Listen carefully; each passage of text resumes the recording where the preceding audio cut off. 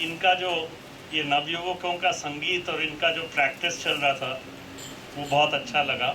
बहुत बार इन सुंदर गानों को सुना और बहुत अच्छा लगा कि ये जी जान से लगे हुए हैं उनके शब्दों को, और उनका पूरा जिस ढंग से वो पेश करेंगे उसको दिखाने के लिए वो एक बहुत स्वस्थ संस्कृति का एक परिचय है। और फिर एक सज्जन से मेरी बातचीत हुई जो उन्होंने कहा कि आपका परिचय हरियाणा में कोई जाति से नहीं हो तो कोई मतलब ही नहीं। तो और ये बात सच्चाई का है। 30 साल पहले जब मैं गया राजस्थान में, और लगभग 27 साल पहले इस गांव में जहाँ मैं रहता हूँ, छोटे से एक ढाणी में, 40 घरों की ढाणी में हम रहते हैं, पहला सवाल राजस्थान में यही था हर जगह, कुड़ के हो। अब कुड़ के हो मेरे पास जवाब ही नहीं था। पहले तो मुझे समझ में ही नहीं आता था कि है क्या, तो मैं पूछता किसी से कि ये क्या है, फिर वो कह रहे हैं जाति पूछ रहे हैं। अब जाति बताऊं क्या? मेरे पिताजी हैं बंगाल के और ब्रह्मो समाजी हैं, तो वो पता नहीं उनके कितने पीढ़ियों पहले जाति छोड़ चुके हैं। मेरी माँ महाराष्ट्र की है और उनके भी, मेरे नाना नानी के भी अलग अलग जातियों से शादी हुई और विवाह हुई। और मैंने तो सोचा ज़िंदगी में मैं ब्रह्मो समाजी कह दूं अपने आप को तो वो भी एक जातिवाद का एक परिचय होगा, क्योंकि मैं कोई ना कोई समाज के साथ मेरे अपने आप को जन्म की वजह से जोड़ रहा हूँ, जो कि मैं हूँ नहीं। तो जवाब क्या दूं? और सही में लोगों ने कई दिनों तक अपनाया नहीं। ये पता नहीं कहाँ का आया हुआ अलग सा उड़न दस्ता जैसे आ गया है इस गांव में। लेकिन धीरे धीरे मेरे ख्याल में मेरे अजीबो गरीब जवाब को भी पहचानने लग गए।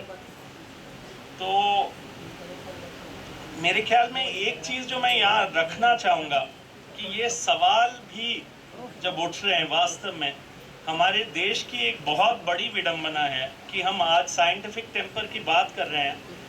इससे बड़ा इलॉजिकल चीज़ क्या हो सकता है कि हम पूरे देश जातियों में बटे हुए हैं और उससे मुक्ति पाना है तो भी जाति ढूंढनी पड़ेगी, नहीं तो और कोई रास्ता नहीं। आज दलित समाज ने क्यों अपने अपने संगठन बनाए हैं? क्योंकि उनको आपने और हमने जो कहा है कि हम देश की तरक्की सोचने वाले हैं, कभी मौका दिया नहीं। तो उन्होंने सोचा और कोई मौका नहीं है तो हम अपने जाति के अंदर तो मौका ढूंढे, हम कम से कम इंसान जैसे तो जिए। तो वो आज जब आज़ादी मिली तब हमारी जिम्मेदारी थी और आज हमारी जिम्मेदारी है। हमारे अनुभव बहुत रहे हैं। मैं ये कहूँगा कि मजदूर किसान शक्ति संगठन जिसका मैं सदस्य हूँ उसका भी छोटा परिचय दे दूँ। वो संगठन कोई एनजीओ नहीं है, वो संगठन कहीं से रजिस्टर्ड भी नहीं है, आज तक कोई रजिस्ट्रेशन नहीं। उसने कभी किसी सरकार से फंड्स नहीं लिए हैं, कभी कोई फंडिंग एजेंसी से पैसे नहीं लिए। वो जनता के ताकत पर चलता है। लोग व्यक्तिगत पैसे देते हैं, उनको कोई टैक्स रिलीफ नहीं मिलता है, वो जो देते हैं, और अधिकतर लोग खुद उस इलाके के देते हैं। उसने कोई बड़ा सपना भी नहीं लिया कि पूरे देश में कोई कानून लाएंगे, वो भी, उससे भी कोई दुनिया बदल गई ऐसे नहीं है। लेकिन ये भी सपना नहीं था। सपना था कि हम आपस में मिलके अपनी ज़िंदगी, अपने इलाके के और अपने दोस्तों की ज़िंदगी को ठीक से चलाने का एक प्रयास करेंगे। महिलावादी आंदोलन में एक बहुत बड़ा सीखने का, मेरे अंग्रेज़ी में ही जानता हूँ, हिंदी में ठीक से उन नारों को मैं समझ नहीं पाया, और आज मैं नारों के माध्यम से भी बात करने की कोशिश करूँगा, क्योंकि वो एक बहुत ताकतवर जनता की आवाज़ है, उनके आइडियोलॉजी है, उनकी बातचीत है, उनकी बातचीत का निचोड़ है। तो महिलावादी आंदोलन में एक जो बहुत तगड़ा नारा निकला बहुत पहले, द पर्सनल इज पॉलिटिकल, खुद ही, हम स्वयं ही राजनीतिक हैं। वो यदि हम पहचानेंगे नहीं, आज हम जब कॉलेजों में जाते हैं और बातचीत करते हैं तो एक सवाल हम अक्सर पूछते हैं कि आप में से कितने लोगों को लगता है कि आप राजनीतिक हो, और लगभग कोई हाथ ऊपर नहीं उठता। और हम पूछते हैं कि आप में से कितने लोग हैं जिनको लगता है हम गैर राजनीतिक हैं, और लगभग सारे हाथ खड़े हो जाते हैं।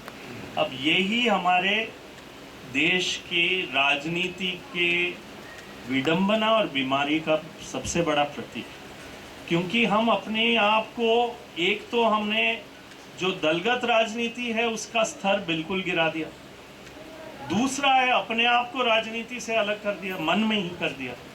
तो हम उसको कभी ठीक करने, दलगत राजनीति को तो ठीक कर ही नहीं सकते हैं क्योंकि उससे बिल्कुल ही अलग कर दिया, लेकिन हमारा जो राजनीतिक रोल है घर में, समाज में, देश में, राजनीति में, उससे भी हमने अपने आप को बिल्कुल ही गौण कर दिया। नहीं नहीं, मैं तो गैर राजनीतिक हूँ। गंदे लोग तो वो हैं जो राजनीति में, पैसे कमा रहे हैं तो वो है जो राजनीति में है, जमीन बेच रहे हैं तो वो है जो राजनीति में है। जबकि हम लोगों का जो राजनीतिक रोल है हर क्षण में, हर केवल वोट में नहीं लेकिन हर क्षण में, उससे हम अपने आप को अलग कर दिए।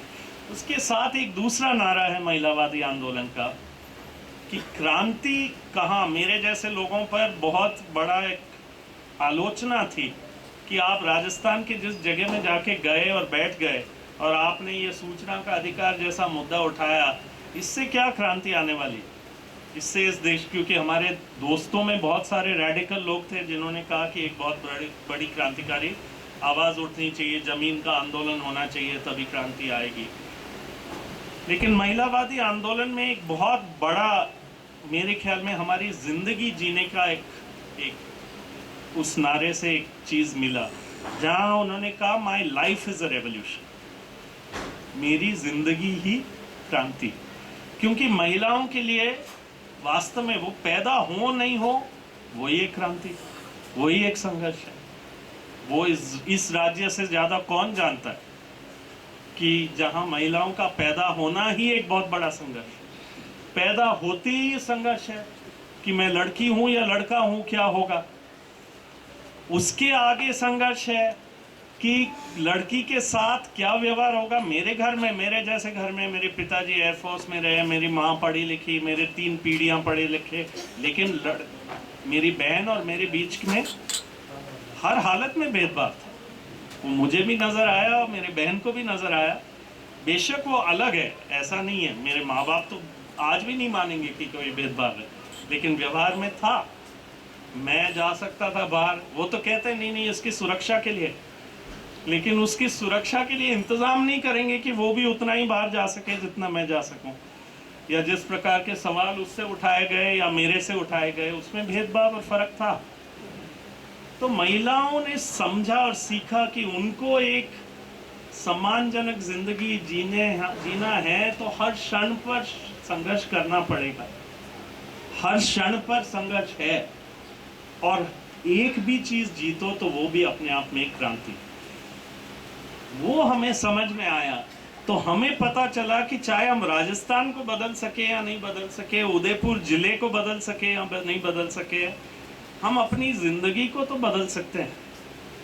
और यदि अपनी जिंदगी को बदल सकेंगे तो वह अपने आप में एक क्रांति तो होगी।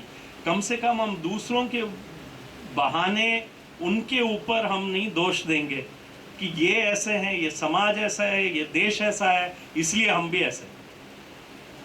मेरे ख्याल में एक चीज कम से कम एक युवा पीढ़ी को समझना चाहिए, that we are responsible for our own actions। और वही हुआ देवडुंगरी में।